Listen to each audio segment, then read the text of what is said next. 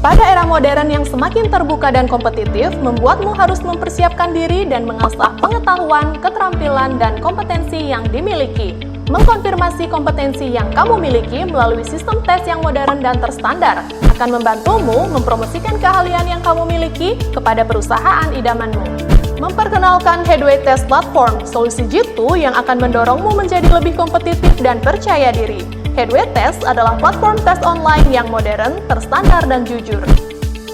Memiliki beragam materi tes seperti kompetensi kebahasaan, profesi, potensi akademik, dan kepribadian.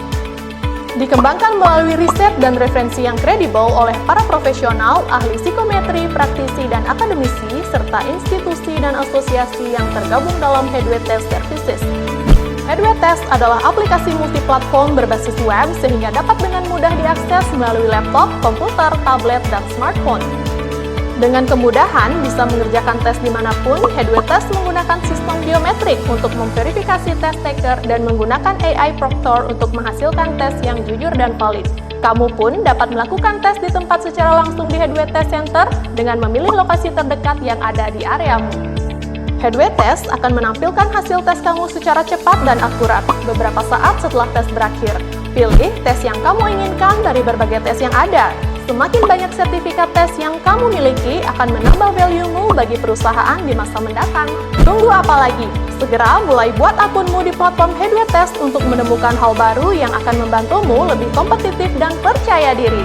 Headway Test, improving your inner competitiveness.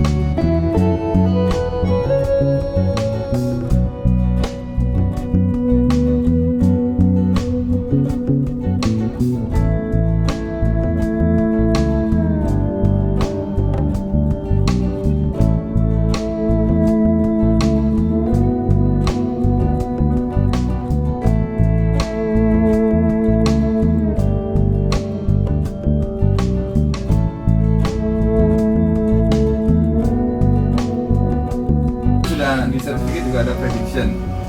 Kalau Anda misalnya ambil tes yang lain, TOEFL, itu ada prediksi. Anda akan dapat skor seperti itu. Di bawahnya ada prediction. Comparative score, ya. Kalau tidak percaya, ya berarti beli aja TOEFL. TOEFL mahal kan? Hai, aku Rara. Jadi di sini aku mau berbagi pengalamanku mengikuti Headway Test. Jadi di Headway Test ini kita bisa melatih kemampuan kita dalam berbahasa Inggris. Saya mahasiswi dari Universitas Wijaya Kusuma Surabaya. Saya mau berbagi pengalaman saya selama mengikuti Headway Test ini. Nah, tes ini tuh bisa buat kalian itu tahu seberapa sih kemampuan kalian dalam berbahasa Inggris ini. Nah, jadi kalian harus coba, wajib banget. Oke, terima kasih. Success with Headway Test. Everyone deserves better.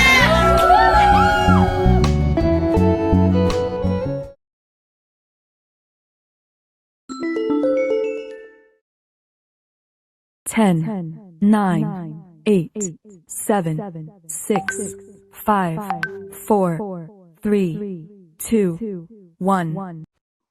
Hello everyone, my name is Valiant and I will be the moderator of this webinar. And today we have the topic of activating and mobilizing the students' language exposure in digital ELT during the new normal. As we know that I'm speaking from Bali, Indonesia, the Enchanted Islands. Okay, so I want to say hello to the participants of this webinar. Now let's to make it easy for us to address you.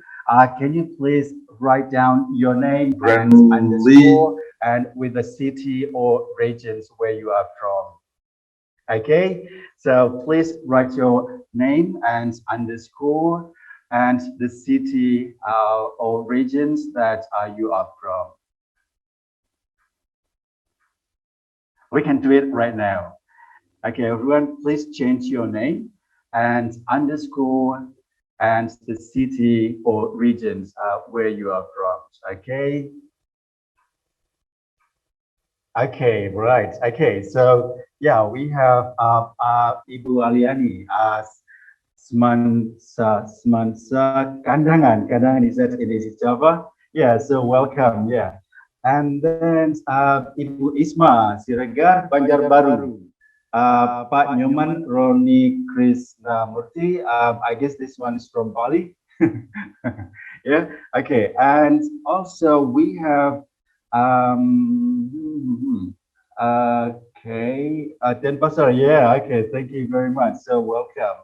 And the other participants, please make these patterns like your name underscore and also city or regions where you are from. Okay, so there are some participants from Banjarmasin. Okay, so please welcome. And Kota Baru, yes, East Java, and then okay, well, STKIPP Gri Banjarmasin. Okay, so please welcome. And I cannot mention one by one, but overall, I hope everyone is doing well. And we enjoyed the webinar today.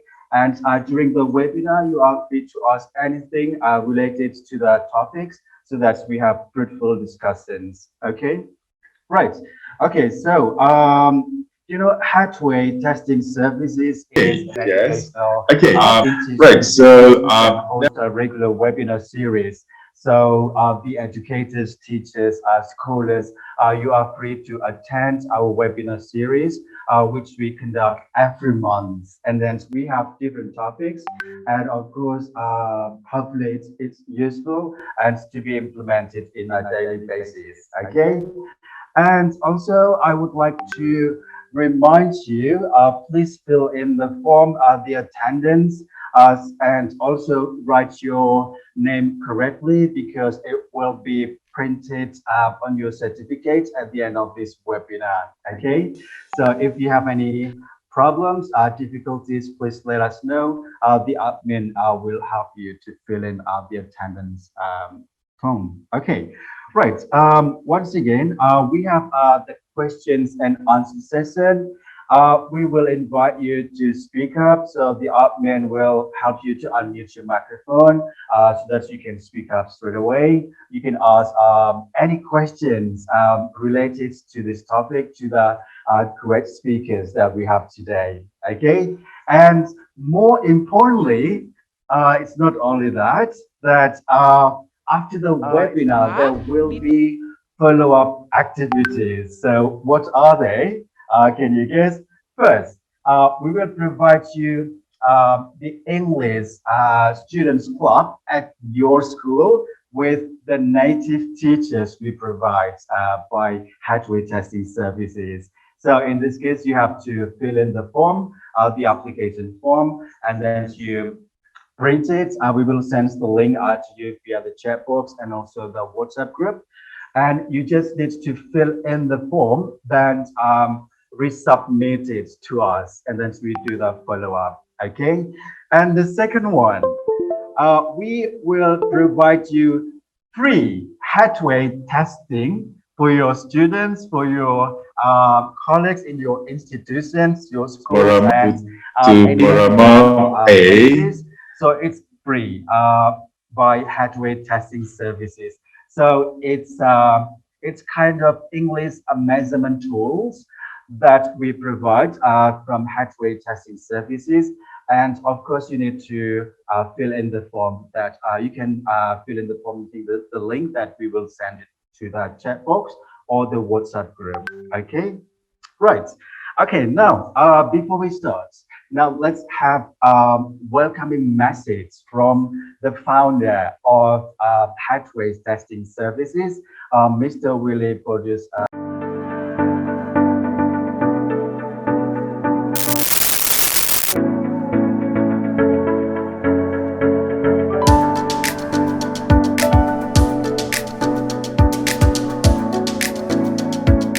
Hello everyone, my name is Willy Brodusurya. I'm the founder of PT Headway, henceforth Hexa Aditek Wayatama. Our company runs two prior businesses and services, which are Headway Testing Services and Headway IT Services. Headway Testing Services focus on providing educational supporting services, and Headway IT Services provides a number of platform and application development for private businesses and public services.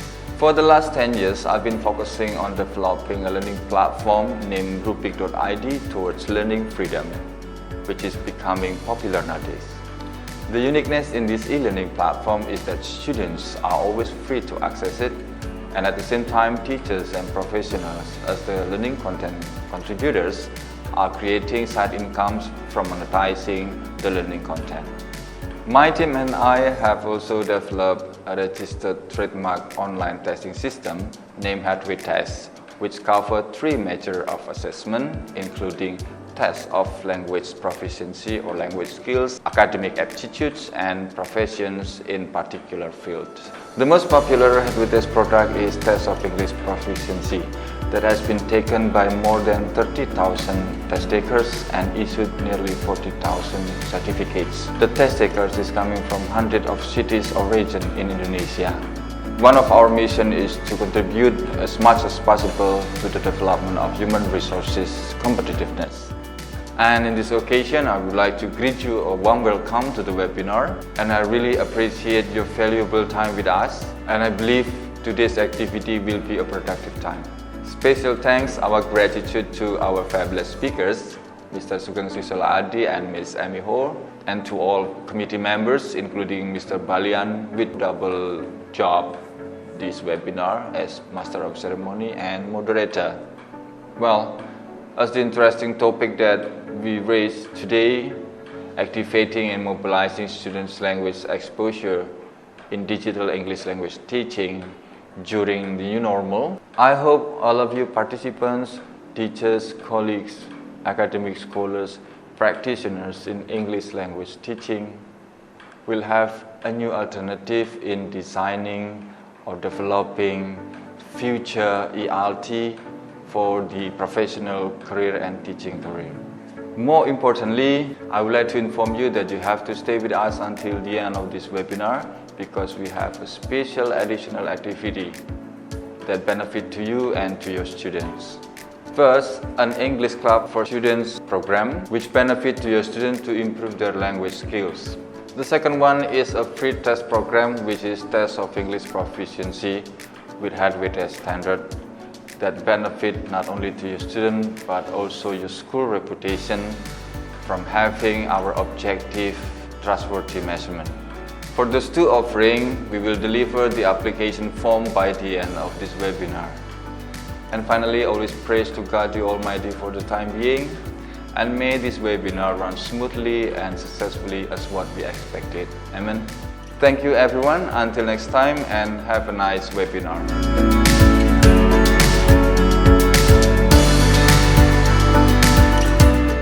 Okay, right. So thank you, Mr. Willie, for your message and also your generosity to give us a free Headway testing, okay, for the students. Okay, just want to highlight that the Headway testing services created e-learning platform for students and teachers. Wow, that's amazing. So it's free. So students can access freely to the contents that the teachers created, so uploaded the learning content to the e-learning platform. So this is something like what really want as an educator, right? Okay. And one more thing that the teachers, the educators who created the content, the learning contents and then uploaded, later on it will be monetized and teachers can get side income from that. So that is wonderful. So that's why this is the reasons why we provide as wide as we can to provide better educations. And Headway testing services have 30,000 test takers so far. That's amazing. Give up applause to Headway testing services. And also, they have issued 40,000 certificates from cities throughout Indonesia. So it's borderless, unlimited. So everyone, when you are in Riau, in Pekanbaru, or in other cities, so you can access this learning platform. Okay, and after the webinar, again, just to remind you that we will provide you the free English clubs for your students, okay, at your schools, with the native teachers we provide. So it's free.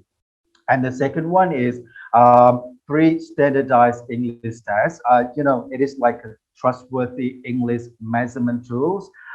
That's amazing if your institution used the standardized English measurement tools. Yeah, so it will have like a good reputations for you as an educator and also the institutions. Okay, and for this, we will send you the application form to the chat box and also the WhatsApp group.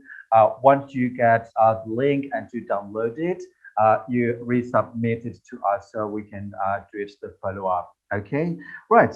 So without further ado, now let's welcome the first speaker, Bapak Dr. Andes Sugeng Susilo Adi, MHum MED. So please welcome. Yes, so he is a senior lecturer of Brawijaya University. He earned bachelor degree in English literature at Universitas 11 Maret, a master degree at Gajah Mada University, and another master degree in teaching English as a foreign language, School of Education, University of South Australia. And also he earned the doctoral degree at Malang State University. So apart from that, he also completed the short course study of the U.S. Institute for Secondary School, University of Illinois, Chicago, the United States of America in 2008. English for academic purposes, Flinders University of South Australia in 2012. Okay, so let's welcome Bapak Dr. Andes Sugeng Susilo Adi, MHum MED. The time is yours.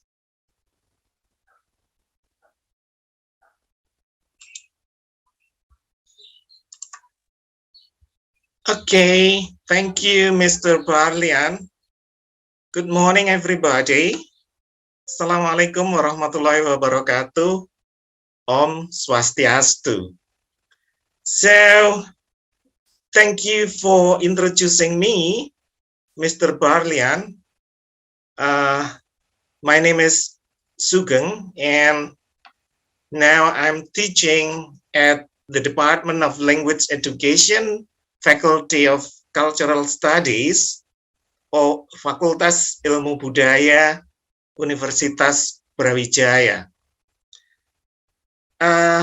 Before I start my presentation, I would like to ask everybody today, or maybe the admin, what about my voice?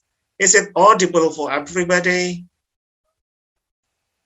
Okay, thank you. If you can hear my voice, somebody send me a message. Thank you. So now let me start. And for the operator, would you display my PowerPoint, please? All right, now, before I start my presentation, I would like to tell everybody here, the participants, mostly I think teachers or university lecturers, students, and professionals, that in the last 10 years, I tried to communicate with some teachers. The last time I presented my PowerPoint, my presentation in MGMP Sidoarjo, and I met a very enthusiastic people there, especially high school teachers. And I found that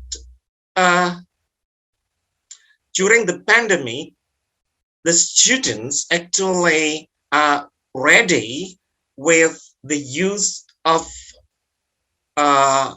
gadgets of online learning, especially for teaching media.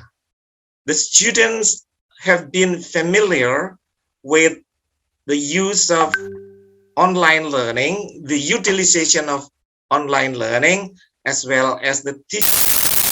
Now, the 2 years of pandemic COVID-19, this is my opinion, that there is a life shifting, a life disruption, that everything is changing. Everything now is in a disruption, that our life cannot be separated from online life. When we are shopping, when we are going, when we are doing many things, it's always connected to the mobile phone. And also, it is changing in a learning process in which the last 2 years, I think we have been more depending upon the online learning. When we are depending on the online learning, the students has been accustomed to using the online learning as well as the teachers. Now, I think in the next maybe semester, we are going to enter the normal life like before the pandemic. Would you go to the next slide, please?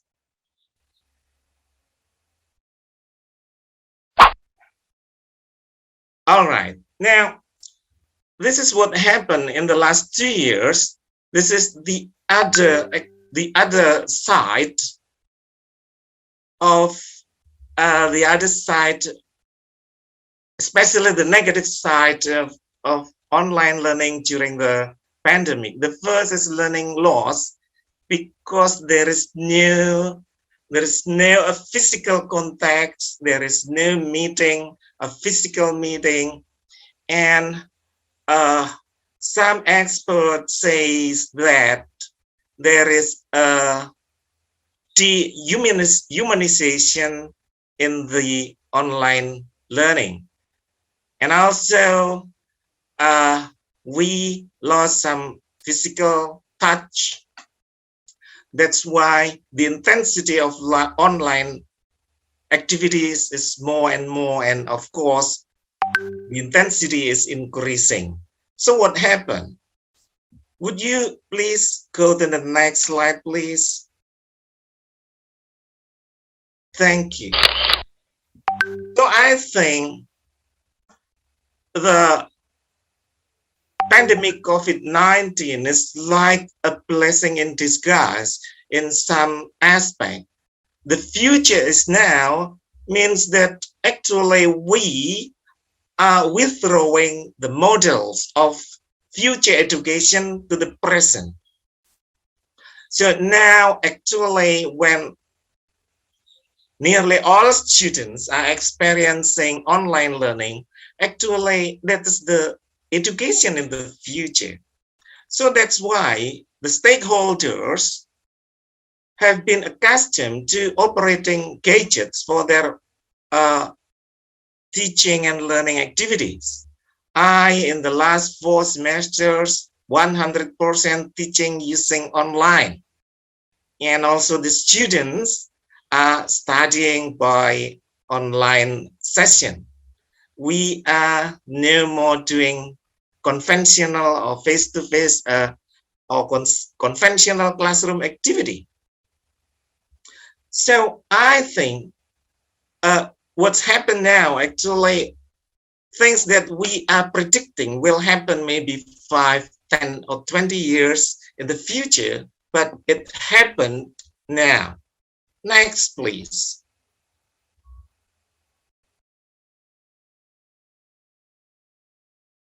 Next slide. Thank you.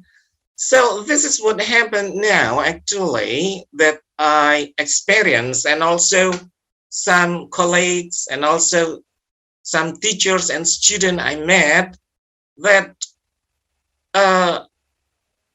the learning and teaching models now is blended or sometimes hybrid. The blended learning is a mix between synchronous and asynchronous, and a mix between online learning and offline learning. I met some teachers who are also doing conventional teaching in a remote area in East Java. I met a teacher that door to door come to the student's house just to give the worksheet because they have to do online learning and students have no internet access. So in blended learning, I think it is a mix between online and offline, and also the other types that now in the new normal could be conducted is hybrid. Why hybrid? Hybrid is synchronous online learning. It means that some students are at home and some students are in the classroom. This is what we did, that we are doing now in my office and also in some high schools and junior high school, but I do know actually in primary schools. But in high schools, it has been applied a hybrid model, that this is synchronous meeting that combined between online and offline. It means that they are doing in the same time but different place, and same time and the same place. Next, operator. Now, so we go to this topic, activating and mobilizing language exposure. Now, before I go to the theoretical base, I would like to make a reason. I would like to provide a reason why activating and mobilizing language exposure. First, it's based on my observation and my research that I did in the last 10 years. I think that the main problem is the passive students, and maybe the passive students were caused by more than one reasons, more than one aspects. The first maybe it is cultural, because Indonesia is part of East Asia, Southeast Asia students, and what I read from the theory that Southeast Asia students have a unique characteristics. The first is they tend to be teacher-centered, they tend to book-centered, and they are very good at doing exercise, but they tend to be passive in expressing their opinion, and they are not very expressive in expressing their both written and spoken language exposure. Maybe because the culture also said that you have to speak like playing a bowling. You have to wait until the ball strikes and it's your turn to speak up.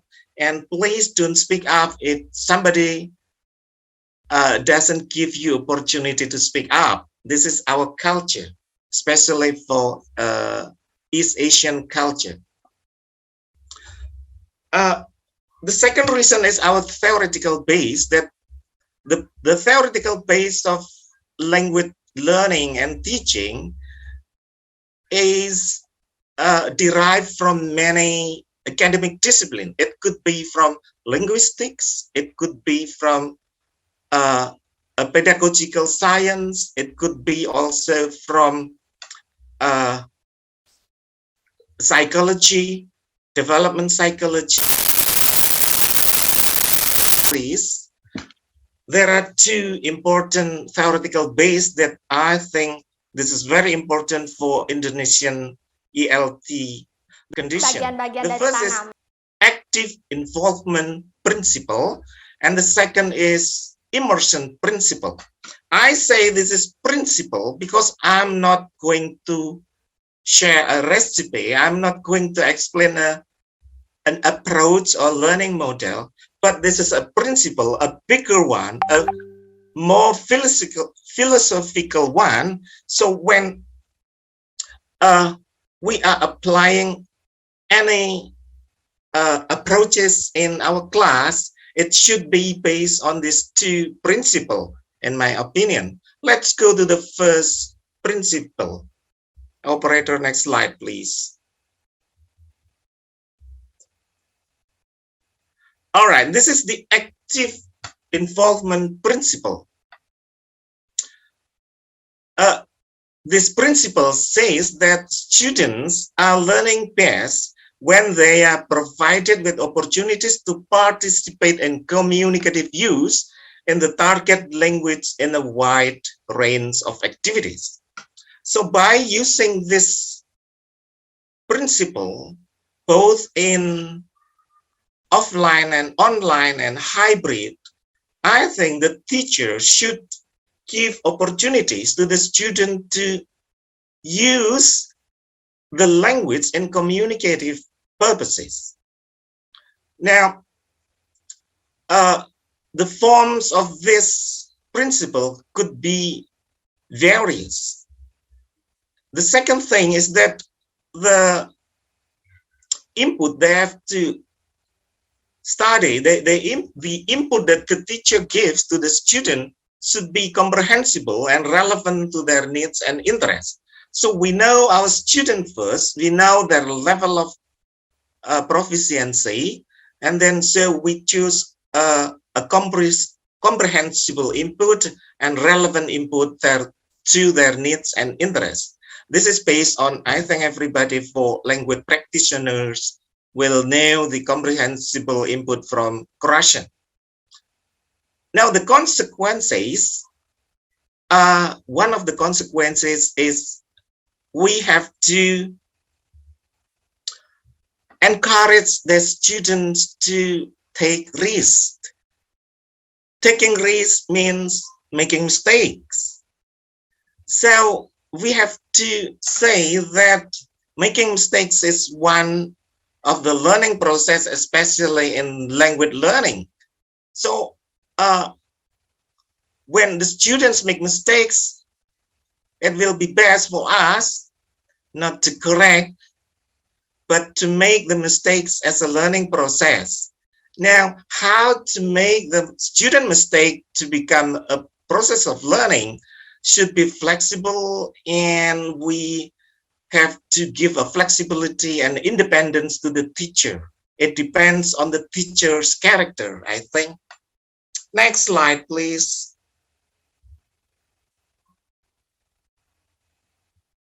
Now, the second one is immersion principle. That in this principle, it is said that learners should be exposed to a communicative data, which is comprehensible and relevant to their own needs and interests. That's why this is the role of the teacher to make how the material is suitable for their level, for their cultural background, for their age, and it could be also give a communicative data. It's not just a grammatical exercising. This is very interesting that I want to add what I have previously explained, that one character of East Asia students is they are very good at doing exercise. Maybe Amy will explain here, because Amy is an Australian that, although the geographically is east, but culturally I think is west. So Amy has experienced intercultural communication and experiences, and maybe will add my assumption that Indonesian or Southeast Asian students are very good at doing exercise, especially maybe grammatical and multiple choice exercises. But when we ask them to tell about something, to express about something, to write or to speak up, it will be culturally maybe a little bit more difficult. The second thing of this principle is that the learners should be surrounded by a variety of spoken and written language. Teacher talk, audio, video, realia, authentic materials, written text inside and outside classrooms. This is the situation that now this is a good thing, I think, that now our students are exposed, are surrounded by English vocabularies. Yesterday, I taught in Kediri, in Brawijaya University Kediri branch, and I found some students are still using Indonesian language in their mobile phone setting.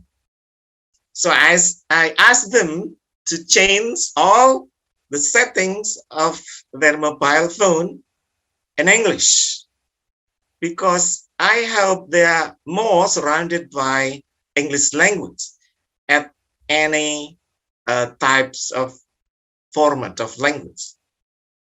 So I think the songs, the games, stories, role play will be a good application of this principle. Whatever the methodologies, whatever the approach you applied, I think this principle could be applicable. Maybe song, maybe games, maybe stories, maybe role play, maybe group works, as long as it gives opportunity to the student to express the language in a communicative purposes. Next slide, please.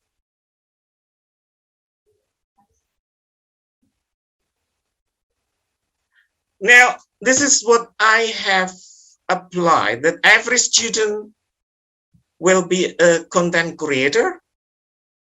So I asked all of my students, I'm teaching about maybe 300 students, and all of them now is becoming a YouTuber, a content creator. The form of their language exposure, both written and spoken language, could be uploaded in the YouTube channel or other social media. And for reading activity, they could upload their reading aloud and their experience in doing the exercise of the reading, because I think it's very easy for us now to look for independent learning media in the internet. In the internet, there are two kinds of media. The first is teacher-mediated instruction. The second is media-mediated instruction. For the media-mediated instruction, the teacher is the media itself. The student can click the answer and also get the information and the explanation about the wrong and the right answers they are clicking.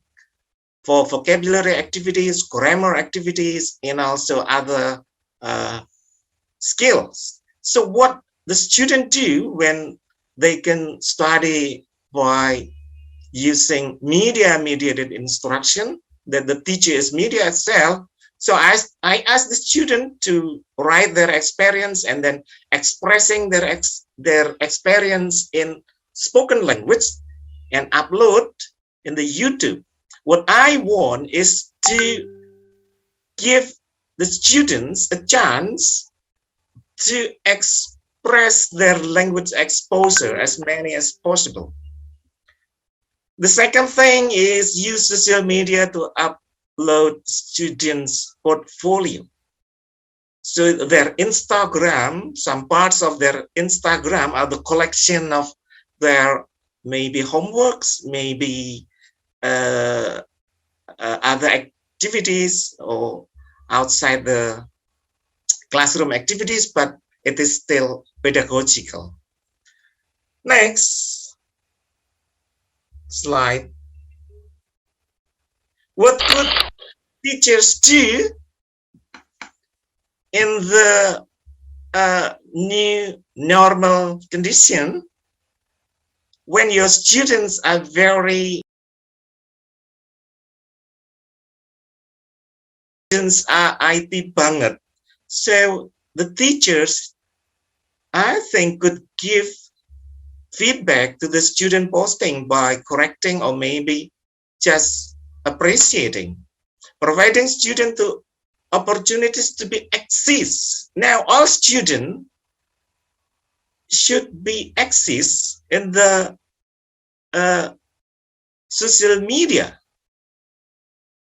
I think now young people are very happy by posting their existence, their activities, like we watch in the YouTube every day.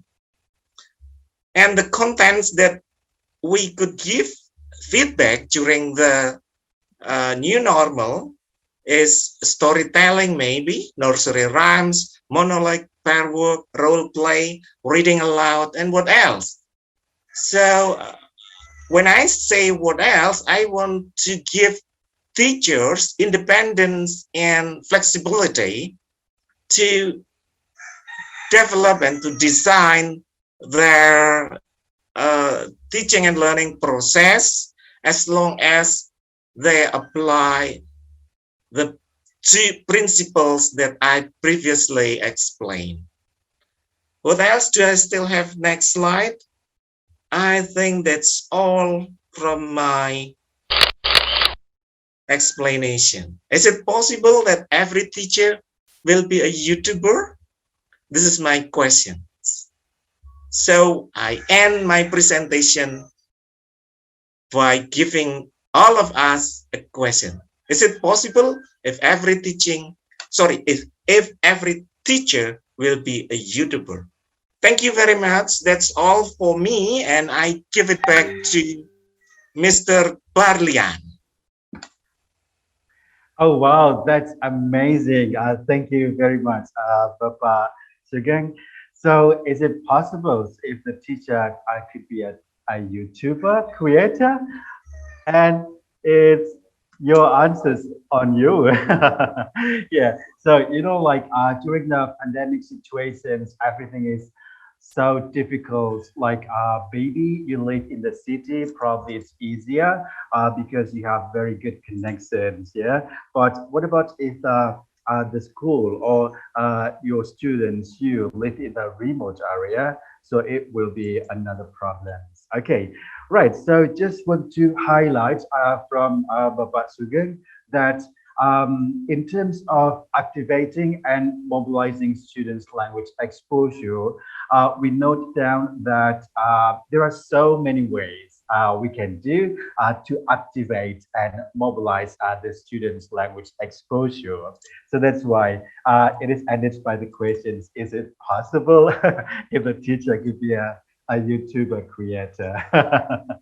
Okay, right. So one more thing that would be the most interesting is that the teaching methodologies that he explained. We have blended learning, online and offline classrooms. So we just need to be more creative to engage. So when teaching online, the most important thing is just to engage your students to expose what they can do.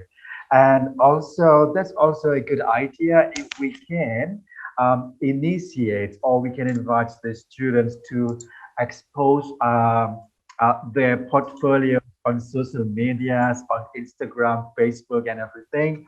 And then it will give the other good impact to the other students, and also the other teachers could do the same thing. Okay, right. So once again, thank you very much, Bapak Sugeng.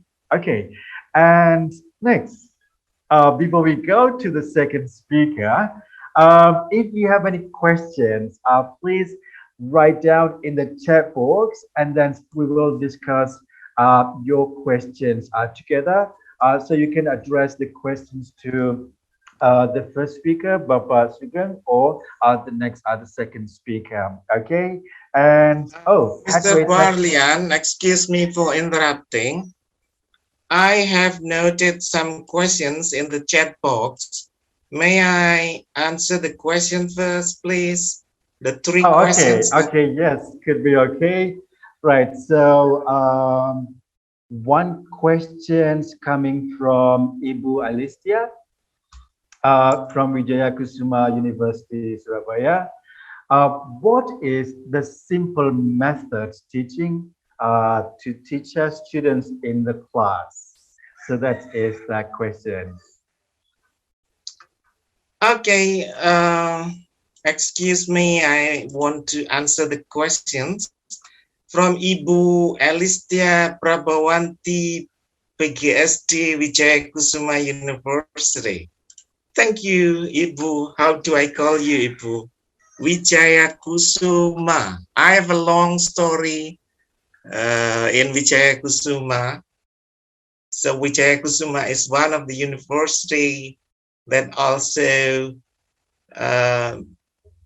formed me and makes me to become what I am now. So give my hello to all Wijaya Kusuma lecturers and Civitas Academica. I love Wijaya Kusuma very much. I cannot forget Wijaya Kusuma. The question is, what is the simple method teaching to teach a student in the class? I'm so sorry that there is no shortcut, there is no simple method in teaching English. What you are doing is try to do the principle, try to give the opportunity to your kids, maybe your students, maybe to practice the language and communicative use. So you could give a dialogue, a vocabulary exercise, and then other activities as long as he or she is producing language, both in written language and spoken language. I hope I answer your question, Ibu. For vocabulary, maybe by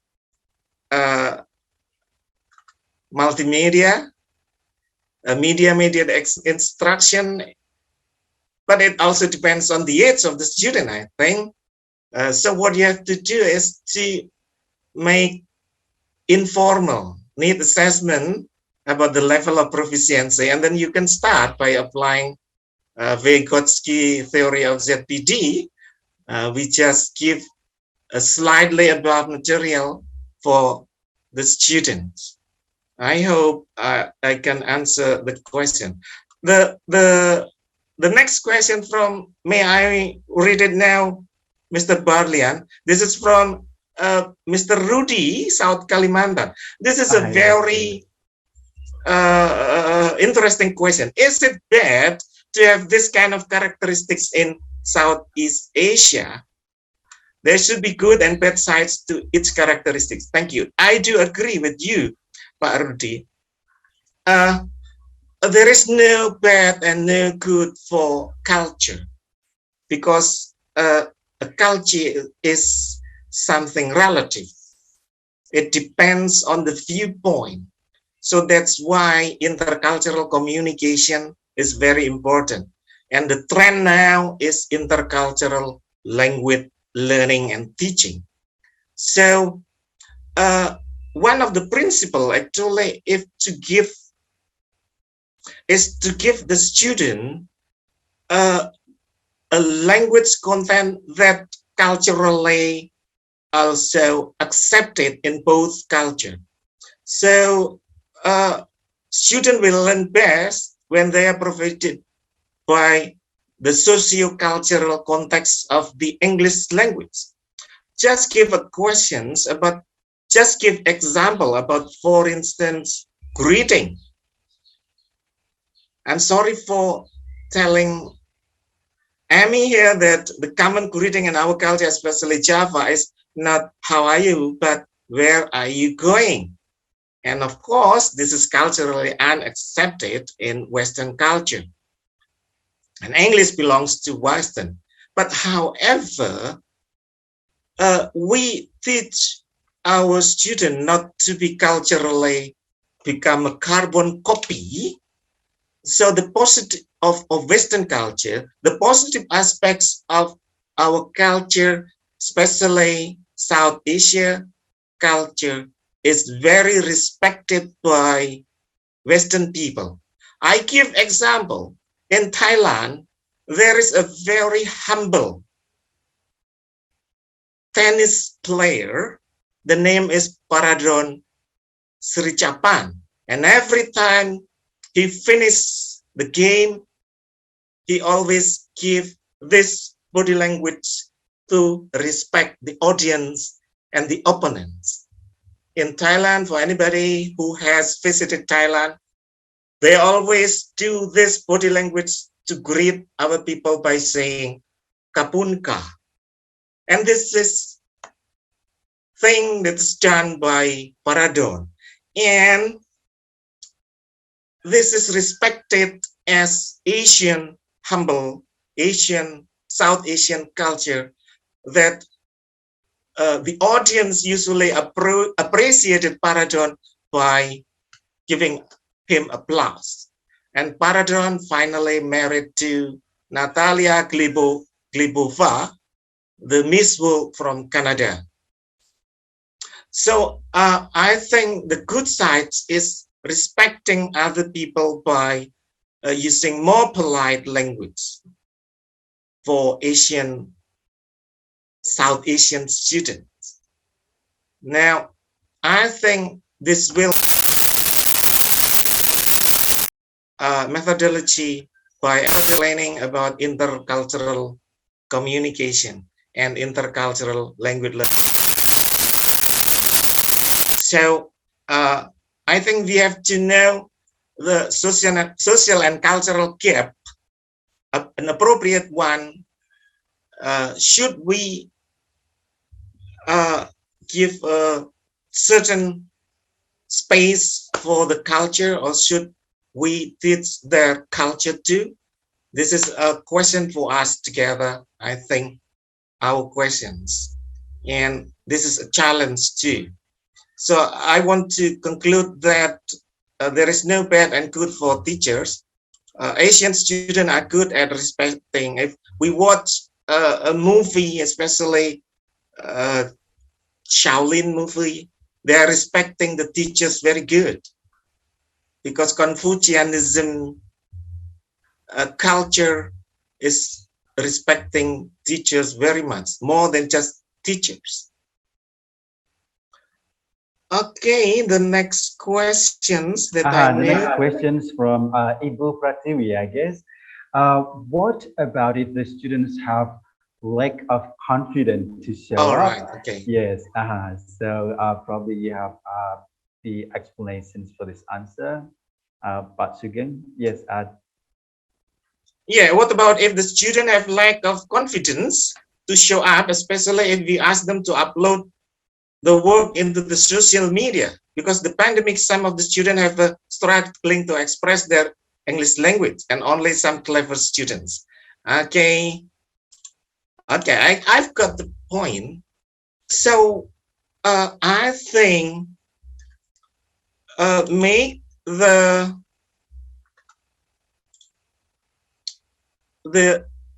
YouTube uploading as the assignment. So they have to express their language exposure by uploading in the YouTube, because that's the assignment, because that's one of the aspect of examination and assessment. Maybe actually at the first or second time they are still not confident and confident, but maybe by uploading more than 1 or 2 or 3 contents, they will be more confident. So I think the teacher is not teaching. Actually, the teacher is also motivating and build their confidence. So one of the teacher's responsibility is to make the student feel at ease and confident, and we are not becoming like a supervisor or something. We are their friends to make them confident. That's my answer, Pak Barlian.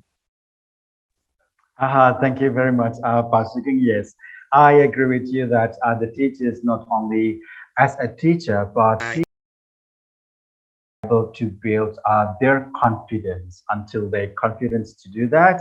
So we can start from someone's a smarter students or someone that you can appoint to be an example, and we can upload their portfolios on social medias. Okay, yes, thank you very much, Pak Sugeng.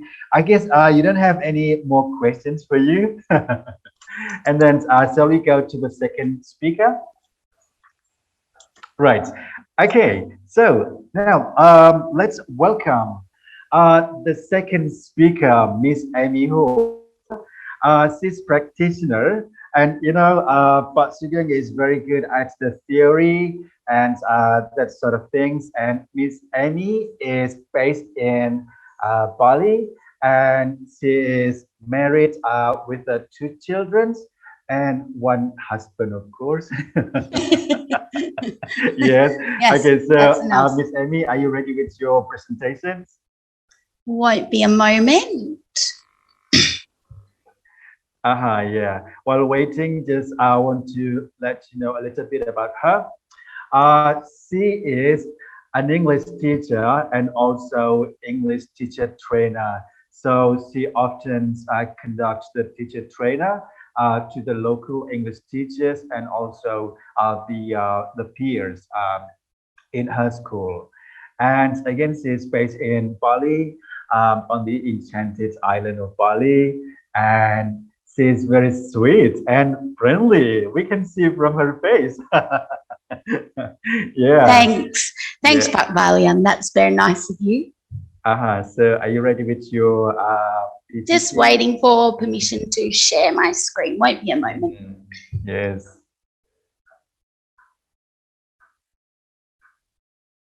Once again, if you have any questions, just feel free to write your questions in the chat box, and then we will be discussed later on. Yeah, and one more thing, we already, the committee already prepared the goodie bag, some merchandise for those who give us the best questions. Yes. Okay. So Miss Amy, take your time. Good morning, everyone. So I'm Amy, a teacher, a principal here now, teacher trainer, working with writing curriculum. Training not only local teachers, but expat teachers.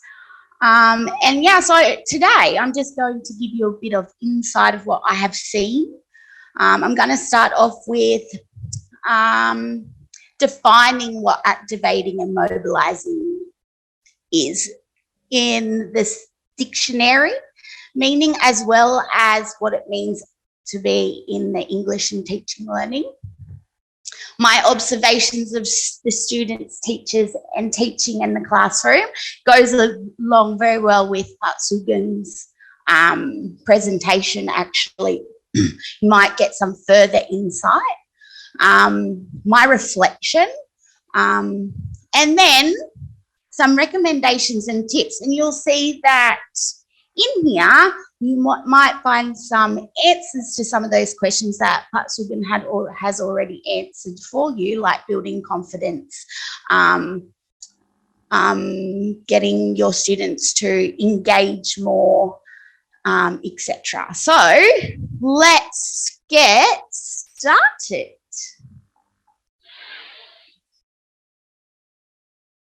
So here we go.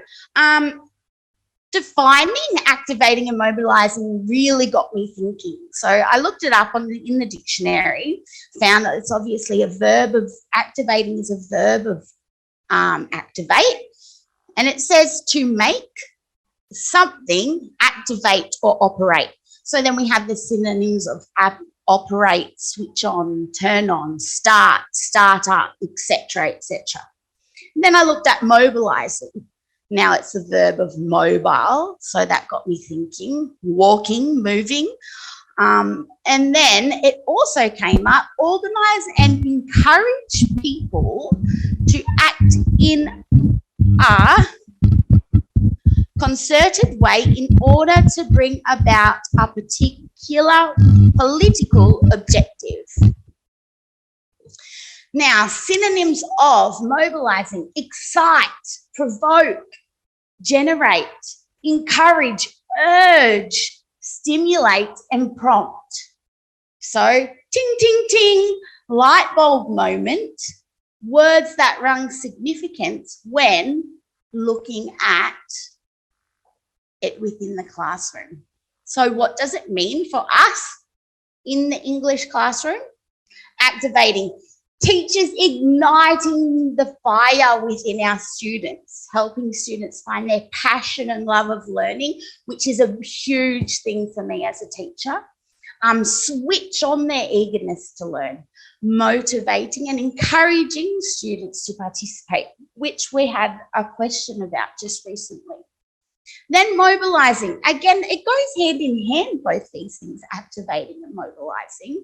So exciting our students to learn, provoking learning and different ways of thinking, being and doing.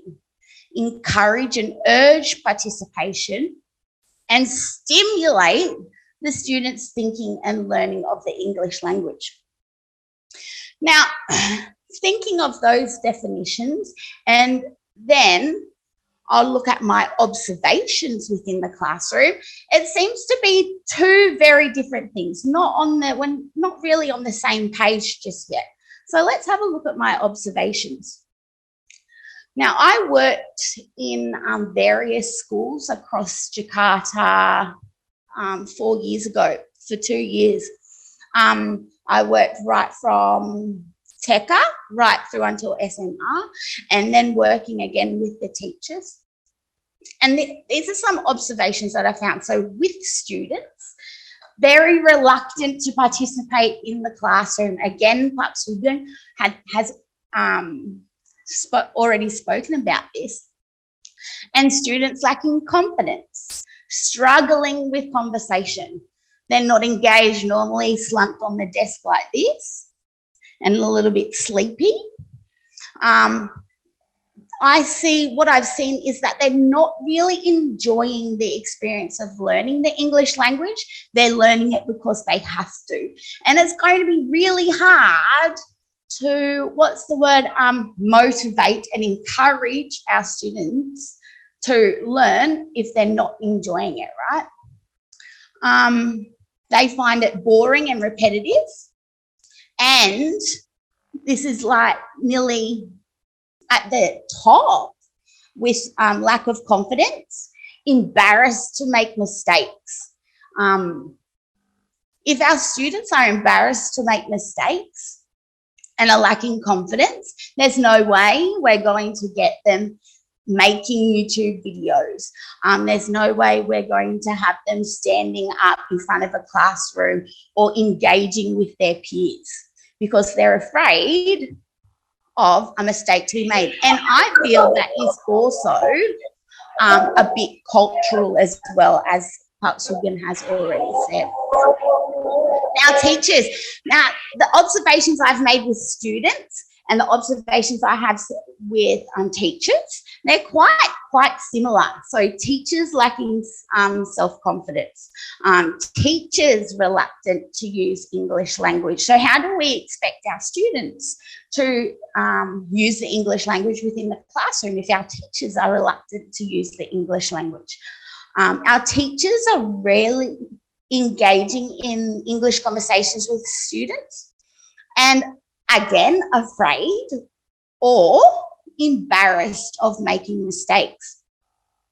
Now, this is not all teachers. This is just a broad overview of my observations that I've made. So I'm not saying that all English language teachers are like this, but from what I have seen, this is, what's the word? Sometimes I lose track of my words. Pretty, normal within the English classroom. And then my observations of the teaching and learning within the classroom. Now you can see I've used capital letters there because it gets the teaching and learning that I have observed, again, not all classrooms, but most. There's textbook, and more textbook work. How do we get our students to be exposing themselves to that English language or excited to learn the English language if all they're doing is reading and answering questions from a textbook? They're having very little practical learning, and I find it's a very high grammar focus. So with private lessons, I have this conversation in my first lesson all the time, asking my students, what do you do at school? And the normal answer I get is, oh, well, today we looked at page blah, blah, blah, and we're learning about tenses. Right, that's nearly the number one thing that they're doing at school. And so did you do any talking? Did you practice it in any way? Oh, no, we just answered questions in our book. My teacher marked it and that was it. Okay, so how, in a practical sense, they're not getting that type of learning. So there's lots of writing, lots of reading, but little talking. So how can we expect our students to expose themselves to the English language if we're our classrooms, you can hear a pin drop. In most, and again, going back to what Pak Sugan said, with it being very cultural in East Asia, the classrooms are very silent. You can hear a pin drop from the corner of the classroom. They're all sitting behind their desk, pens in hand, teacher writing on the board, the students copying it down. So that is something that in a Western, as Pak Sugan said, in a Western classroom, you'll hear lots of talking, lots of noise, lots of collaboration, and that's what you need in an English classroom. So I've also observed that learning experiences, activities, and assessments are made with no interest to the students. So why is a student going to participate or do their work or really learn anything if it's not of interest to them? I know myself as a 33-year-old woman, if it's not of interest to me, I don't want to do it. I don't want to participate. And so it shouldn't be any different for us students or within the classroom. Exams. Now, this is really, you can see my exclamation marks there. Exams are a huge thing within a classroom, and it kind of sends shivers up my spine because exams are assessing a person's knowledge on a day. Yes, it's assessing people's ability to memorize and regurgitate. It's not getting our students to use their own thinking. Yeah. So yes, they may get an A+, but you ask them tomorrow something from the exam and they might have no idea what you're talking about. Or even ask them in a different format or a different way, they have no clue because they're just memorizing and regurgitating. And then again, very little discussion in English. I always see within a classroom reverting back to their native language, to Indonesian. And sometimes I fall in that trap as well. It's easy to fall into, but we need to, again, we'll look through, we need to try and hold back. Yeah. So they're my observations, students, teachers, and teaching within the classroom. So then after an observation, I like to have time to do a little reflection.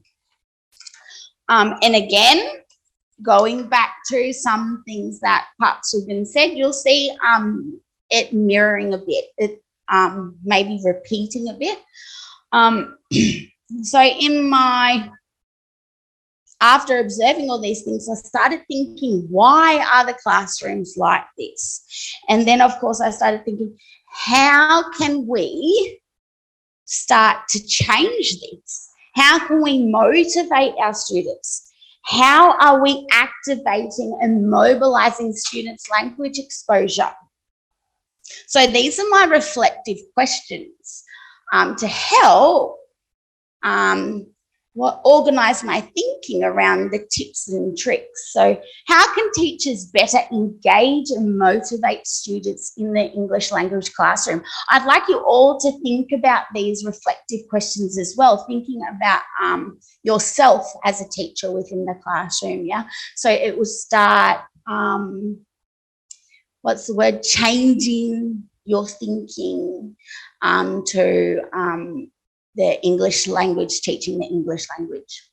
How can teachers and students build their confidence using the English language? How can we ensure that learning English language is an experience that is fun, exciting, memorable, and engaging? And they're all synonyms from the words activating and mobilizing. How do we encourage teachers and students to be users of the English language in the classroom? And then how do we ensure all areas of the English language are an area of focus? How can we efficiently assess our students?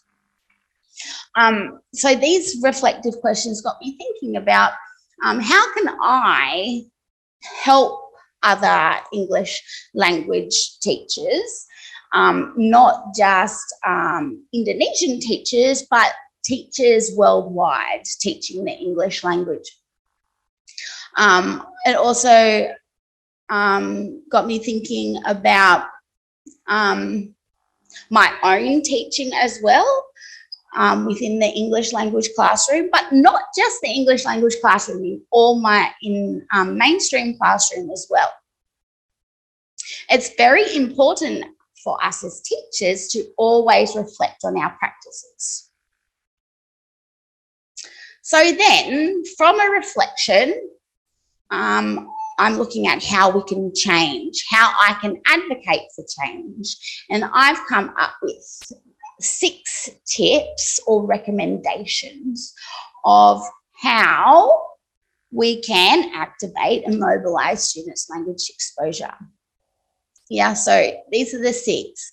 Building confidence in ourselves, embrace mistakes, know your students, keep it interesting, meaningful, and engaging, interest-based learning, and use technology.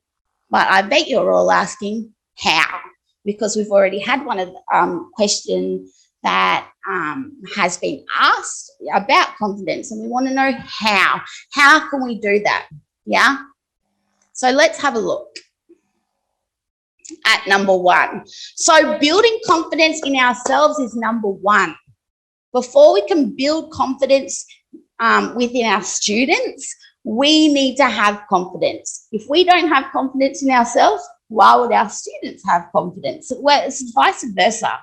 So what is confidence? Having self-assurance, being seen to know your stuff. Yeah. Fake it till you make it. That's one of someone told me a while ago, and it always rings in my head. Walk into a classroom, be seen to know your stuff, and work backwards. Because if you have confidence, as I said, students are going to follow. So to know your stuff, you need to trust your own knowledge, your understandings, your abilities, your qualities, and your own judgment. Now, I think you can all answer this question about why it is important for teachers to have confidence, and you might have your own answers as well. But here are my 3 main points. It's more likely to push students beyond their comfort zones if we have confidence, where it's more likely to inspire our students in learning, in gaining knowledge and understanding, if we are seen to have confidence. It also, as I've said, encourages our students to have confidence in themselves as well. Now, how can we build self-confidence as teachers? Believe in yourself. That's number 1. You need to believe in your knowledge. You need to believe in your understanding, and you need to believe in your experiences. You need to believe in yourself as a teacher. You need to realize your own strengths and use them to your advantage. Yeah. If your strength is, example, my strength is building rapport with students. That's one of my strengths. I use that to my advantage to ensure that my students are interested in what I'm teaching. Yeah. And then don't fear criticism. Use it. I've seen this, and it's a lot in my experience as a teacher and as a teacher trainer, that when it comes to criticism, we cringe. I do it myself. If I see someone doing an observation of my teaching, and I always have butterflies in my stomach, and I'm fairly worried about what they're going to say.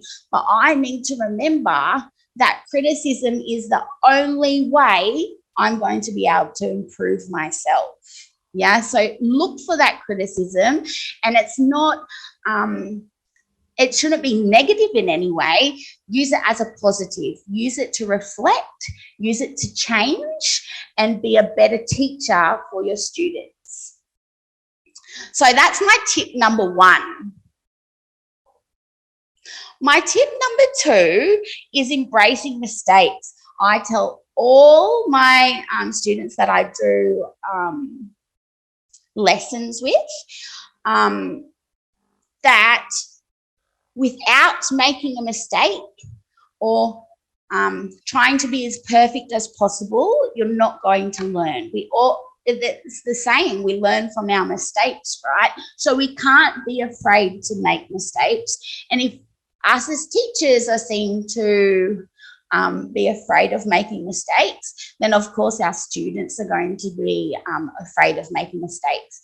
And again, I think it's cultural within, I haven't worked, I've only worked across Indonesia, so I can't say like Pak Sugan, he says across East Asia, it is quite cultural for people to be afraid of making mistakes or afraid to speak up because they might make a mistake. And in my classroom, I encourage it. I encourage my students to make mistakes so they are able to learn. So here we go. Why is it important to embrace mistakes in the classroom? It shows our students that we too are only human. It shows our students that it's okay to make mistakes. encourages students to learn from their mistakes, encourages students to just have a go, just try, builds confidence in our students. And here's, it says money. See, you can see I've made a mistake. I've wrote money instead of monkey. So it's meant to be monkey see, monkey do. So our students are seeing what we do and they're going to do it too. Yeah. So if they see us making mistakes and embracing those mistakes, more likely our students are going to make mistakes and embrace those mistakes. Now, how do we do that? Own it. Just own it. Have a laugh. Go back. Say thank you for letting me know. Rectify it and carry on. Yeah. I think that's the number one tip, really. And then reflect. Yeah. Without reflection, there's no change. In the school I'm working at now, I try to encourage my teachers to always reflect on the day, on the week, on the term. We had our PD session yesterday to start back for the term 4. And we spent half the time just reflecting on the previous term. Yeah, because without that, we can't make changes. We're showing that we're not embracing our mistakes.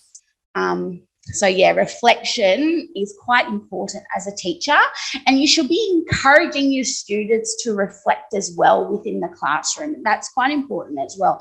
They get used to looking back on what they've done and thinking of ways that they can improve later on. So it could be included in an assessment type thing. You've set an assessment. At the end of the assessment, before they receive a mark or anything, they reflect on how they think they've handled the assessment, how they think they've gone, and then what they could do better next time. Yeah, and then they will be able to see if it matches up with what we have said as a teacher. Now, number 3, know your students. Now, this is quite important because without knowing your students, a lesson can be quite useless, really. So what does this mean? Knowing your students' learning styles, knowing your students' needs, knowing your students' interests, knowing your students' thoughts, feelings, and attitudes, knowing your students' prior knowledge and understandings, knowing your students' expectations. So that's just 6 things of what we should that we should at least know about our students. I'm sure there's plenty more that we should know about our students. Sometimes it's good to know about cultural background because sometimes, especially working in an international school, there's different cultural cues that I have to work with students coming from different countries. It might also help sometimes to know their family background, who they live with. Is it easy for them to do certain assessment tasks at home, or do we have to vary our assessment tasks for certain students because they don't have access to certain things? It also helps with, Pak Sugeng spoke about zone of proximal development, Vygotsky. So this helps you being able to plan outside that zone of proximal development, so they're wanting to achieve that little bit more in simple sense, right? Now, why is this important? I've said this previously, that my number one thing is building a positive relationship, positive rapport with my students. Makes it a lot easier for me within the classroom. So why it's important to do the above is because it creates positive relationships. a positive partnership. So they see us as, I think Pak Sugan also said this, as like a level playing field, right? It creates positive engagement in the learning process. Now, process is a key word there. We shouldn't look at a product. We should look at the process of learning, how our students are working towards our learning objective and learning outcomes. It shouldn't be based on that product of what I said before, from my observation, exam. Yeah, let's look at the process. It creates a positive learning environment and creates learning opportunities that are meaningful to our students. Again, if it's not meaningful to our students, then why are they going to learn, right? It's simple, as I said before. If something's not meaningful or of interest to me, I put it aside. I'm not even going to engage in that. I want to find something of interest in that. I guess it's also like going to the movies. You're not going to watch a movie that is not of interest to you. You're not going to read a book that isn't of interest to you. So, and then learning is the same, yeah? Our number 4 links back to our number 3, keeping it interesting, keeping it meaningful, keeping it engaging. Now, this is what Pak Sugan has already spoken about. So it goes along with his active involvement principle and his immersion principle. Now, all these tips and tricks can work with online, offline, blended and hybrid learning. We just our students, right? So why is it important to keep our lessons interesting and engaging? It keeps our students wanting to learn, increases in attention and focus, increases participation and productivity. These are all like pretty, what's the word?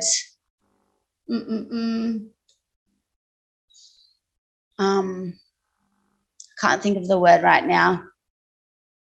Pretty simple things, right? It's common sense, right?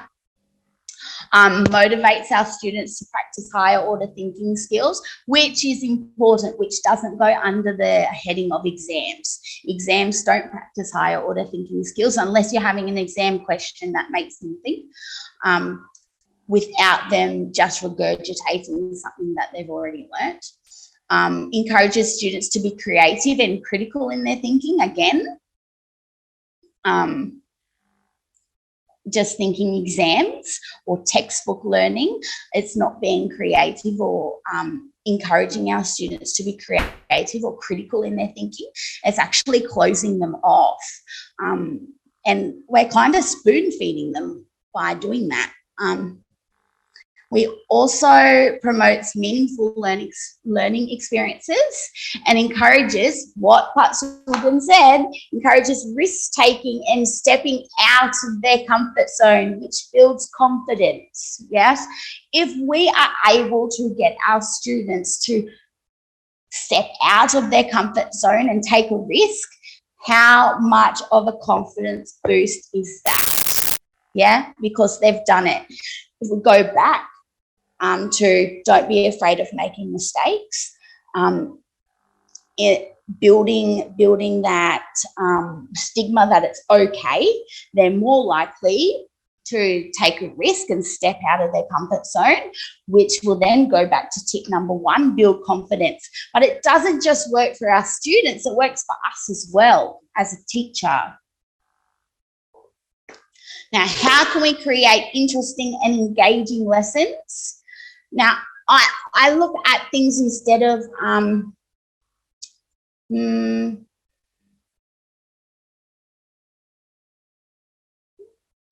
instead of using the words activities, I say experiences, because you want your students to experience, yeah?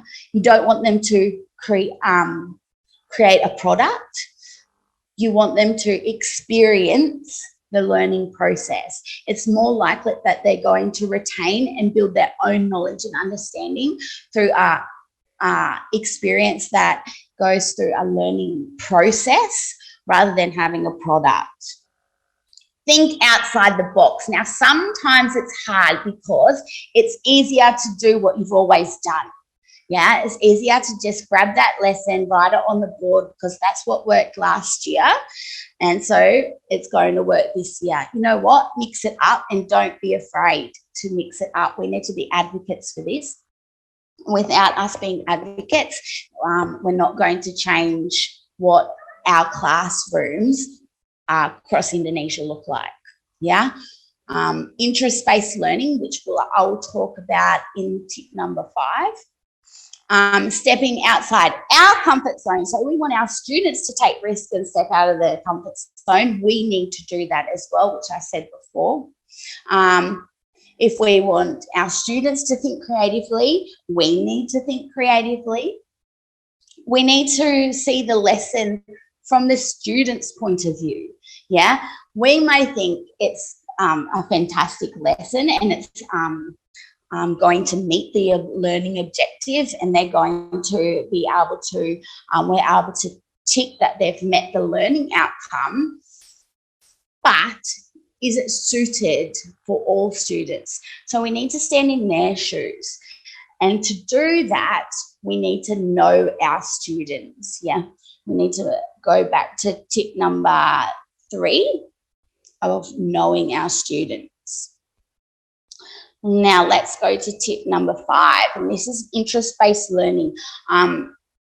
You may be familiar with interest-based learning. It's something that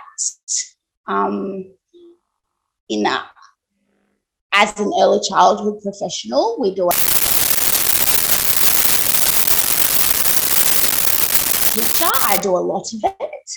And also as a teacher of junior high school, I do a lot of it.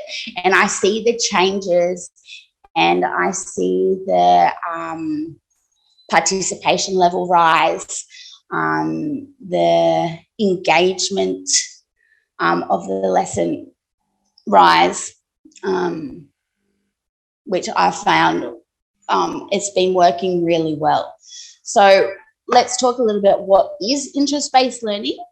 So first, it's about knowing and understanding your students' interests to drive and lead learning experiences, using not only the interests of the students, but their strengths, abilities, and learning styles, using interest as a means of acquiring knowledge.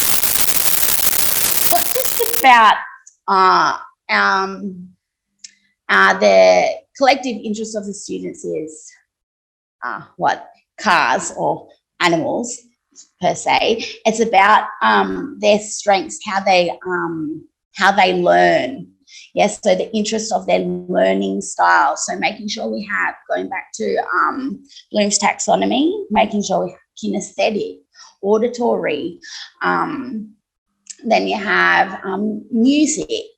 Yeah, so looking at all those different things to build a fantastic, meaningful and engaging lesson and experience for our students. Now, what are the benefits of interest-based learning? More motivation of learn, inspires a passion of learning. So I've always been taught to instill in our students or instill in my students a love of learning which breeds lifelong learners, because we never stop learning. Yeah, so we want to spike their interest through these type of things. Interest-based learning also creates ownership, autonomy, and flexibility in the direction of their learning. So also goes back to how we deliver assessment, being flexible in the way we deliver assessment, giving those opportunities to different students to show us their own skills, their own knowledge, and their own understandings. So here's just a little infographic. So you can see it's a cycle, right? It keeps going and going and going and going and going. Yeah. So you get the students interested in their learning, find out more about the topic. Now you're going down rabbit holes, searching for information, looking at different things. Because they're doing it themselves, they're learning more, right? Because it's of something that interests them, they're going to learn more. Now, also, this is a big part, that orange part right there. The teacher doesn't push them or spoon feed them. You have to give them, you have to give your students 2 days, but we want our students wanting to learn, keep them interested in learning, which goes to the red zone, right? If we're going to push them or spoon feed them, we're not accessing their higher order thinking skills, their critical thinking skills, their creative thinking skills. We're just, again, giving them the information, expecting them to regurgitate it, yeah?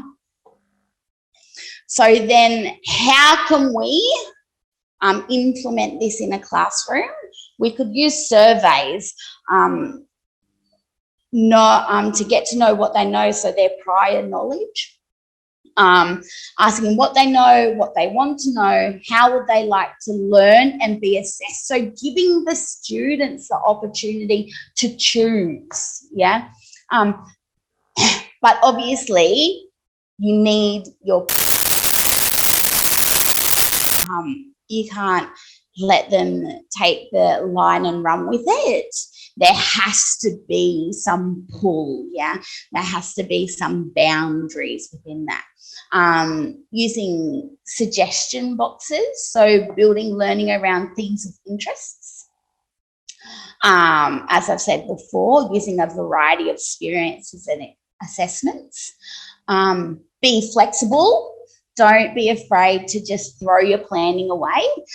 If it's not working, throw it away and go with what's happening in the moment. Go with the flow. The students are going to be much more happy within the classroom if you go with their lead. Yeah, it's the participation and engagement is going to be much more meaningful than if you follow your plan that the students aren't following, aren't engaged with, aren't interested in, aren't understanding, aren't building any skills, aren't building any knowledge, yeah? And then last but not least, technology. Going to what Pak Sugan has also mentioned before, which is my tip number 6. Use technology, keeping up with the times. So I have a 6-year-old daughter. She turns 7 in November. I also have a daughter who's turning 2 in May. Now, they are very tech savvy. I could even say, like, my daughter's able to navigate Messenger to be able to call my parents back home in Australia. My daughter's able to build her own TikToks, edit TikTok videos, use filters, use backgrounds. Me, myself, I'm not, as far as I go, is uploading or Facebook reading, right? Our students are way beyond us. So let's use that interest, because most of them are interested in using technology to our advantage, right? So looking at TikTok, video games, Instagram, Twitter, blogs, YouTube, yeah. So we had, but maybe our students aren't confident enough to upload their videos to Instagram or YouTube. There's a setting that you can make it so they only the teacher can view, right? So it's on private, so it's not what's the word, published for the world to see. It's published only for a certain group. And if they have confidence in their teacher, that's no problem. It's about if we've built that rapport and that relationship with our students, it shouldn't be any problem with our students sending us or making those types of videos, right? They should have the confidence in us to keep their stuff confidential as well. So making video games, right? Some of our students do what's the craze at the moment? Coding and stuff like this. So why don't we use that within our classroom to teach English? I'm sure we can also, another tip, don't reinvent the wheel. I'm sure there's plenty of different resources on the internet if we do a quick Google search for ways to teach the English language through making video games. Yeah. Blogs is another good one too. And it also encourages peer reviews. So they're so they're working collaboratively with their cohort. And then, so they're my 6 tips. So I'd like to conclude my presentation with this. Be confident, own it, use it. Think, explore, create, reflect, and advocate. If we don't advocate, there's never going to be a change, and that's my number one thing. My number one goal here today is to create change within the classroom. And just remember, confidence comes not from always being right, but from not fearing to be wrong. And I'll leave you with that to think about. Thank you very much to everyone for listening to me today. And I hope I have shared some knowledge from my experiences today. Wow, thank you very much, Miss Amy. Fabulous. We learned a lot of best practices from you. Can I be your teacher, your student, please? Of course, any day. Yeah, that's very nice. Thank you very much. Okay, so everyone, now let's have question and answer sessions. We're going to invite you, the participants. I'm so sorry we cannot invite all of you, but because of the limited time. And we already prepared the goodie bag, the merchandise who answer the questions, okay? Who ask the questions. And please adhere to the questions to Miss Amy or Pak Sugeng, okay? And okay, now let me check in the chat box. Oh, we also prepared the presentations, the speakers' presentations. If you need it, we will send you the link at the end of this webinar so that you can have the presentation of both our speakers. Okay, now let's have, okay, so admin, can you please help us to unmute the microphone? Let me choose the participants asking, okay, at the beginning. Ibu Eli, is that Ibu Eli, are you there? Ibu Eli Fatma Sari. Okay, so the admin, can you please help her to unmute her microphone? Unmute your microphone, Ibu Eli. Now you can speak up. Yes, Ibu Eli, take your time. Mention your name and also the city or regions where you are from. Okay, Ibu Eli.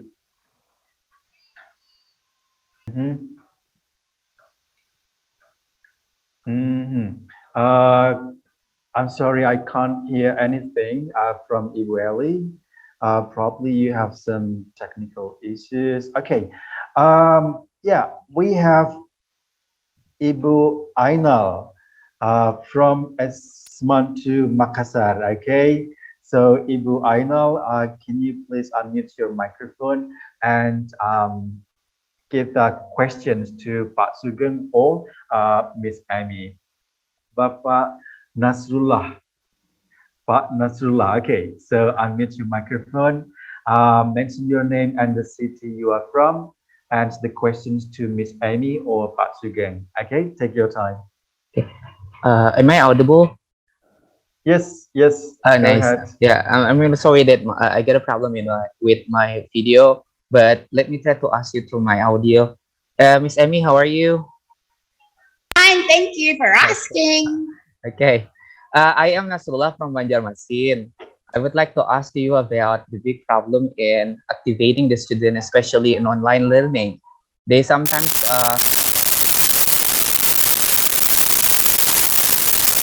active in front of them, but not all of them are being active. So how do is there any tips for me in order to try to make them engage? Yeah, at least I know the problem, their problem anyway.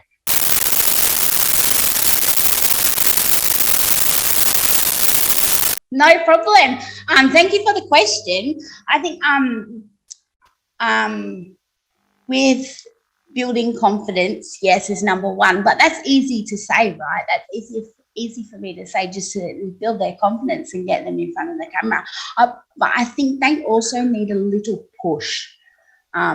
We need to have an experience or something that encourages them a little bit more or motivates them to come online and talk in front of the class. So it might be that I hate to say it, that we have to pick on people sometimes to build their confidence, and then celebrating that they've made that step, making them feel special and important, and building their not their external but their internal motivation. But you could also use external motivation, like they receive things, or they get to miss certain tasks if they're ready to speak in front of people, in front of the camera. But as Pak Sugeng also said, sometimes when we need to make it so it's an assessment task, right? So if they're not going to do it, they're not going to achieve their mark, right? So sometimes it's a little bit of tough love. If our soft side and building relationships, etc., isn't working at first, then maybe we just have to try some tough love. And sometimes that's hard, but we have to do what we've got to do, right? Yeah, thank you, Miss Amy.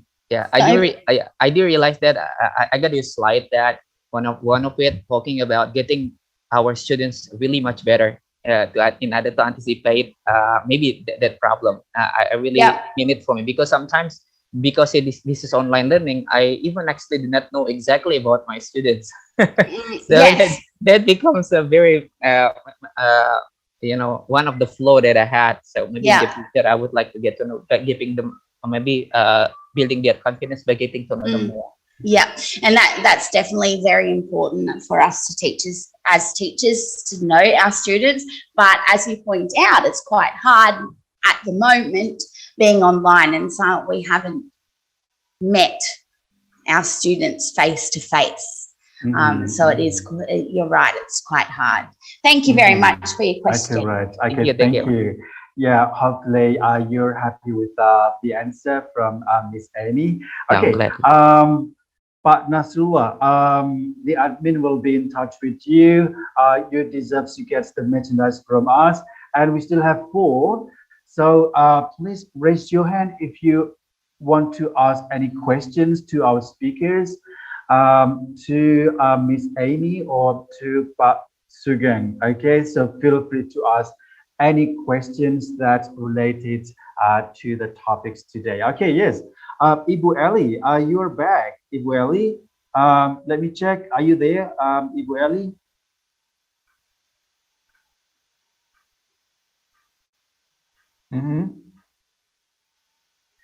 Okay. Okay, now let me check one more time. Ibu Ainal from Makassar. Okay, unmute your microphone and deliver the questions to Miss Amy or Pak Sugeng. Okay, yes, take your time, Ibu Ainal.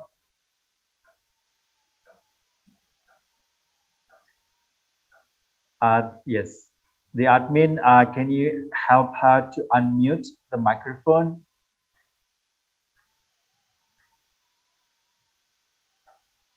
Okay. Admin, please. Yes, Okay. okay, yes. Thank you for the chance. I'd like to address my question to Amy. Hi, Amy. Nice to hear your presentation. Thank you very much. Fire away. All right, so I'd like to tell you the truth or the fact about our national curriculum. So in the past, actually, we have a bigger time allotment for the subject. We got 4 hours for one class in a week, and now the 2016 curriculum this is decreasing. So it's only 2 hours or 2 times 45 minutes for one meeting in a week. So it is hard for us, of course, to maximize the students' involvement in our classroom. So my question is, have you got some tips so that the students are involved and maximize their learning despite the very low time allotment? That's it. Thank you. Tips and tricks how to maximize the learning outputs. Okay. Yes, Miss Amy, can you make like compact answer?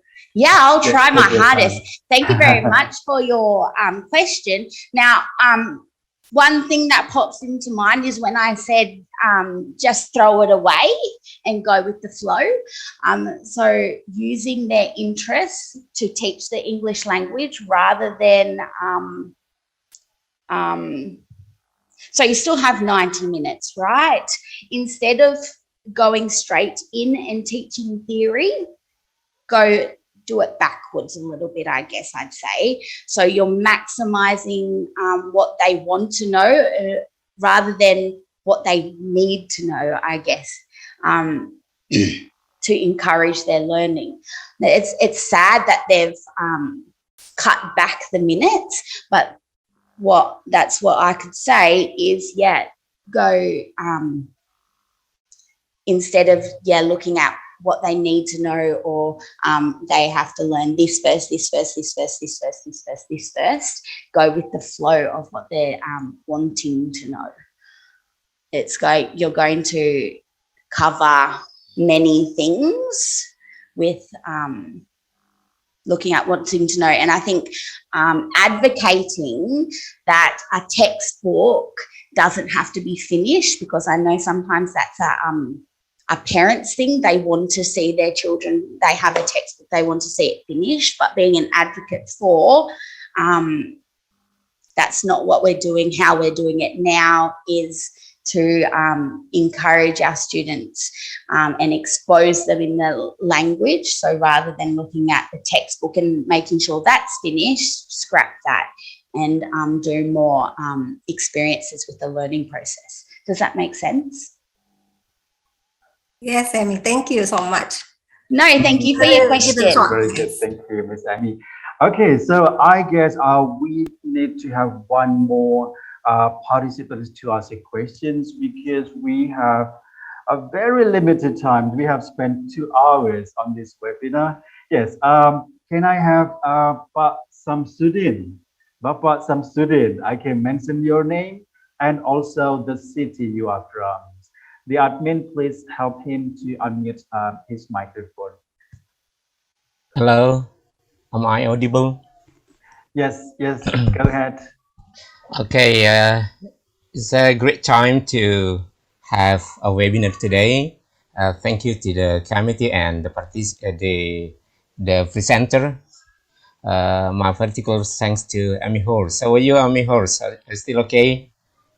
Yeah. Okay. That's me. First of all, I'm going to share my experience during we are actually back into the let's say the hybrid learning, or I'm not sure whether the term is okay. I found a problem in the second grade this semester. There is actually a material of what we call an exposition, and then how to encourage the student to speak. I provide certain topic for them, like let's say it's a funny topic, for example, banning an old car into the city or some other things. But after doing the activities, I really found the students are reluctant to expose their ideas, to expose their opinions. Somehow the activities was actually prepared well. So this is still a big question for me. Why I found during after the online learning, students have been very reluctant to export their opinions, to export their ideas. Although the idea actually is to build their critical thinking in English. That's the first one. And the second one, you mentioned about game online, which is probably well, a platform that the students can use in studying English. Frankly speaking, I don't like fighter game. So, what kind of fighter games? What kind of fighter game? What type of fighter game that can be used in teaching the students? Thank you. Yeah. Thank you very much for your question. So let's answer part one with you had the experience with the exposition. Now, first thing that rings a bell when you were explaining that is that you gave them their topic. Yeah, you gave them what topic they were going to do.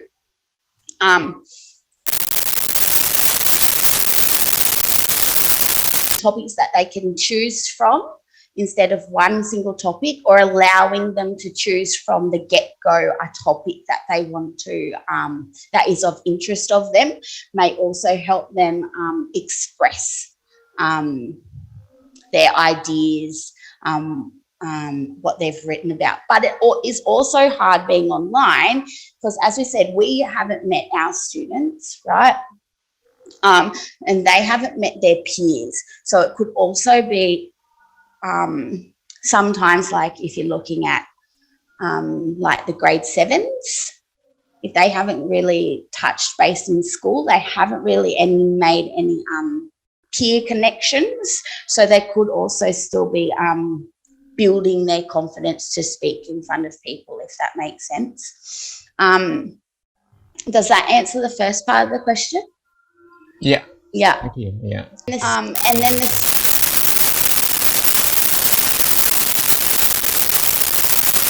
You mentioned about game online, sama in your the tip that we can use in presenting material. But actually, frankly speaking, I don't like playing game. I don't like when my students play a game online outside the class, just sit and play with their friends. So do you student can use and play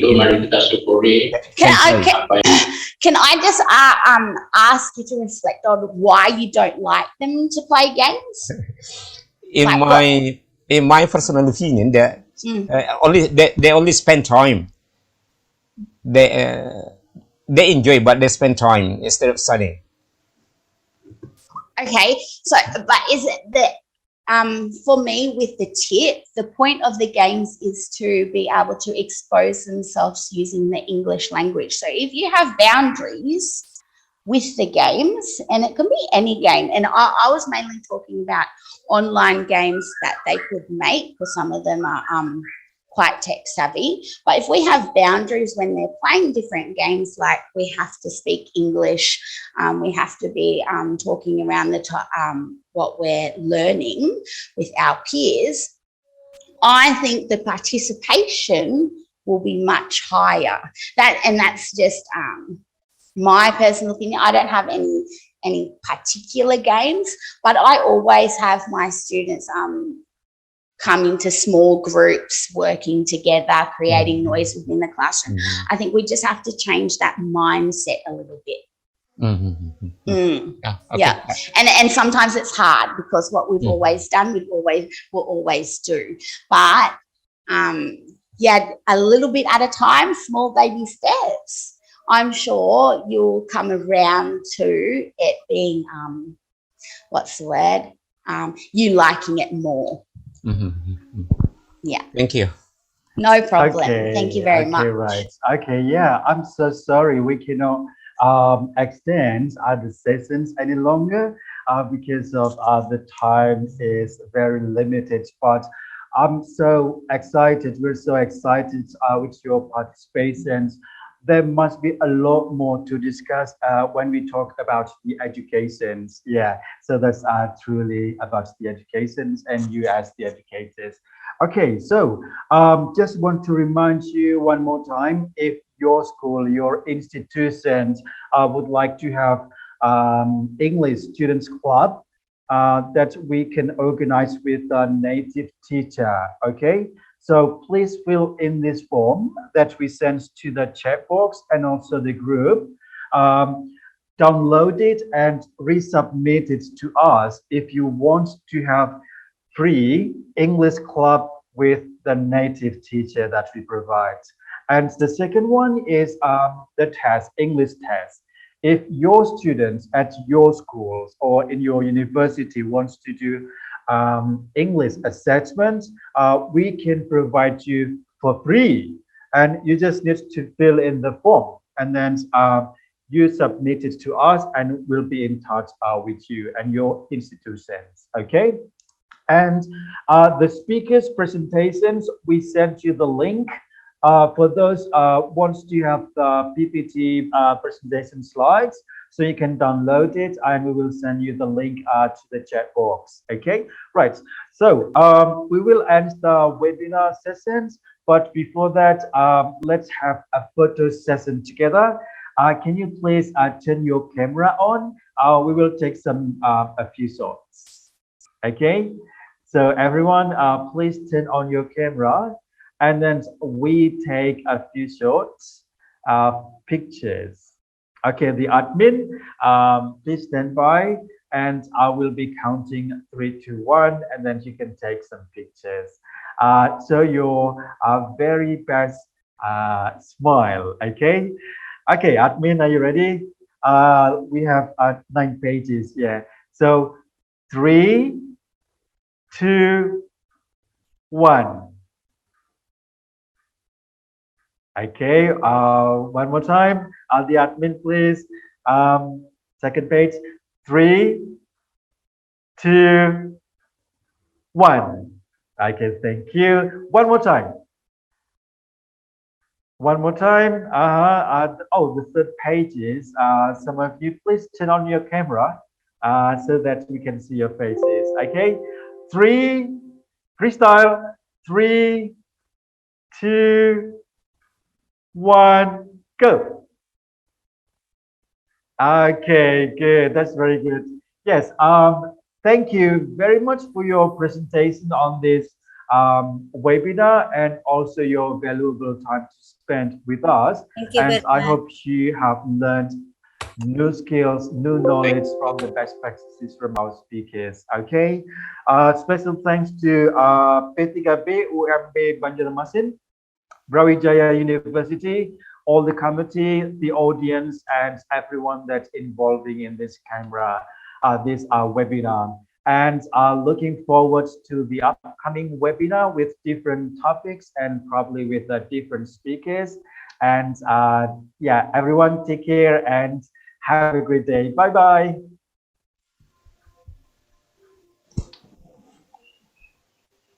Okay, thank you.